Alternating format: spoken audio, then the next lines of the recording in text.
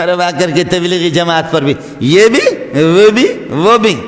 ٹیلی vision والے کل پرسوں میرے پاس آ گئے کہ جی اس طرح ائمۃ الحرمین کیا کریں گے؟ ائمہ حرمین یا کسی عربی مولوی سے کہتے ہیں تبلیغی جماعتیں خرافات والے قبوری جین ہیں، تبلیغی جماعت والے قبر والوں کو مشرکین کو لا کر کے نمازی بنایا، انہوں نے موحد بنایا۔ 6 نمبروں سے پہلا نمبر لا الہ الا اللہ، کلمہ توحید سے بڑھ کر کے اگر تمہارے پاس کوئی توحید ہے سعودیہ میں تو وہ بتا دو۔ کمزوریاں ہیں، کوتاہیاں اپنی جگہ پر ہے، یہ مدارس کی برکت ہے۔ دارالعلوم دیوبند قائم ہو گیا اور انگریز جب یہاں سے بھاگا، انگریز کے بھاگنے کے بعد ادھر دارالعلوم دیوبند ہے۔ آپ کو بتاؤں، مولوی آپ کو صاف نہیں بتائے گا، آپ کو بتا رہا ہوں صاف کوئی نہیں بتائے گا۔ آج افغانستان وہ بھی دارالعلوم دیوبند کی شاخ ہے، سب کو سبحان اللہ، کوئی بھی نہیں ہے، وہ الصلاۃ والسلام یا رسول اللہ والے بھی نہیں ہے، آپ سمجھ رہے ہیں وہ یہ بھی نہیں ہے۔ اور وہاں جو ان کی حکومت آ گئی، سبحان اللہ سبحان اللہ، ایک چھوٹا سا ادارہ، وہ چھوٹا سا ادارہ لاکھوں میں کروڑوں میں کہاں کہاں کہاں کہاں کہاں پہنچے۔ عبد الرحمن سدیس دامت برکاتہ اللہ علیہ امام حرم جب وہ دارالعلوم دیوبند چلے گئے، کہنے لگے کہ کننا نسمع ان هناك جامعۃ کبیرۃ واللہ اول مرہ انا زرتها، پہلی مرتبہ میری آنکھیں ٹھنڈی ہوگی میں نے دارالعلوم دیوبند کو دیکھا، پہلی مرتبہ۔ اس طرح مولویوں کو کہتے وہ کہتے تبلیغی جماعت خرافات والی جماعتیں قبوری جین جماعتیں فلان، ہاں تبلیغ میں کچھ بھیڑ آ بھی گئے ہیں تو آ گئے ہیں، وہ تبلیغی جماعت کے نہیں ہیں۔ تبلیغی جماعت کو پتہ کر دو، تم بتا دو، اللہ کے فضل و کرم سے کمزوریاں ہیں، کوتاہیاں ہیں، لیکن کام کر رہے۔ میں عرض کر رہا ہوں کہ جب گورے کو نکالا، گورے کو نکالنے کے بعد بچوں میں اور بچیوں میں اور ان میں محنت، مدارس کا شروع ہو گیا، بے کس بے سہارا، کسی حکومت کا کوئی سہارا ان کو، کوئی حکومت کی سپورٹ بھی ان کو حاصل نہیں۔ اور ادھر شیخ الہند حضرت مولانا محمد قاسم نانوتوی جنہوں نے دارالعلوم دیوبند، ان کے شاگرد مولانا محمود حسن، قرآن کا ترجمہ جس نے لکھا، محمود حسن کا شاگرد مولانا الیاس کاندیلوی، سب کو سو۔ جی ہاں، تبلیغ والے بھی، آپ بھی اس کو بھی سوچیں، آپ بھی سوچیں کہ مدرسہ ہی سے آپ کی بنیاد ہوئی، جماعت نکلی ہے مدرسے سے۔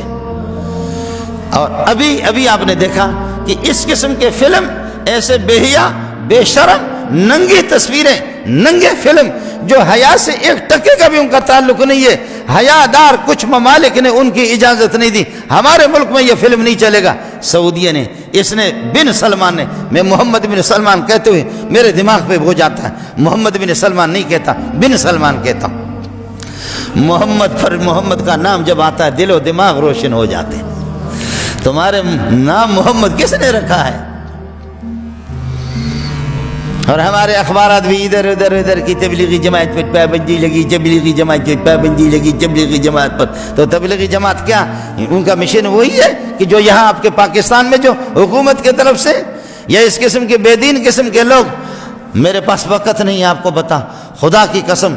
لاکھوں اور کروڑوں بے نمازی، چور، ڈاکو اور قاتل ایک ایک کر کے اپنے علاقے کے سردار بہت سے جانتا ہوں، میرے ملک کا سردار جو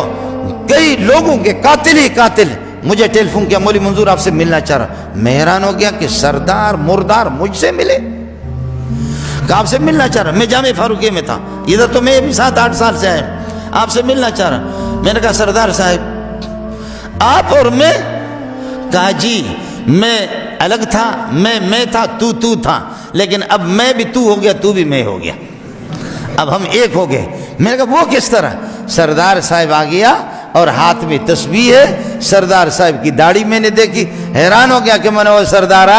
کیسے تو مردار ہو گئے، کیا ہو گیا؟ اس طریقہ پر یہ کہ تیری روح نکل گئی تبلیغیوں کے قدموں میں۔ کہنے لگے کہ بس میں نے ایک ان کے سیروزہ ان کے پاس نکلا، ایک بیان سنا، اس کے بعد انہوں نے چلے میں مجھے منتقل کر دیا۔ چلے میں پھر ظالموں نے کہا کہ یہ سرداروں کے دماغ میں غرور ہوتا ہے، کھانا کھانے کے بعد کہتے برتن اسے دھلوا دو تاکہ غرور ٹھیک ہو جائے۔ کتنے قاتل، کتنے زانی،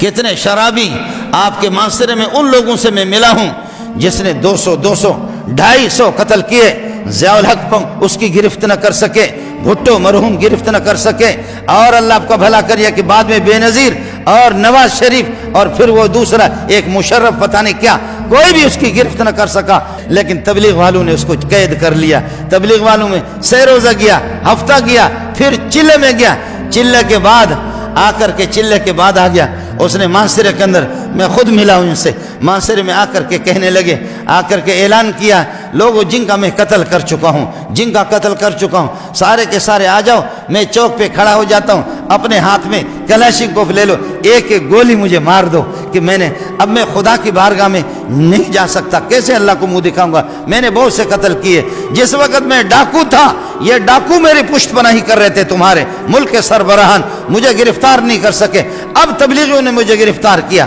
مجھے اللہ سے ملایا، اب میں چوراہے پہ کھڑا ہوتا ہوں، کوئی بھائی ہے، کوئی ابا ہے، کوئی چچا ہے، اپنے دل ٹھنڈا کرنے کے لیے ایک ایک گولی مجھے مار دو۔ جب اس نے اپنے آپ کو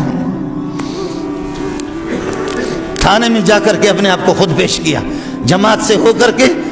تھانے میں خود اپنے آپ کو پیش کیا، کہا تھانے کو اعلان کرو، معاشرے کے لوگ جمع ہو گئے، تھانے کے دائیں بائیں، کہنے لگے جب ڈاکو تھا اور ڈاکو ہو بے غیرت ہو، تم نے بھی کچھ نہیں کہا، اب اللہ والا ہو گیا، ہم سب نے اس کو معاف کر دیا۔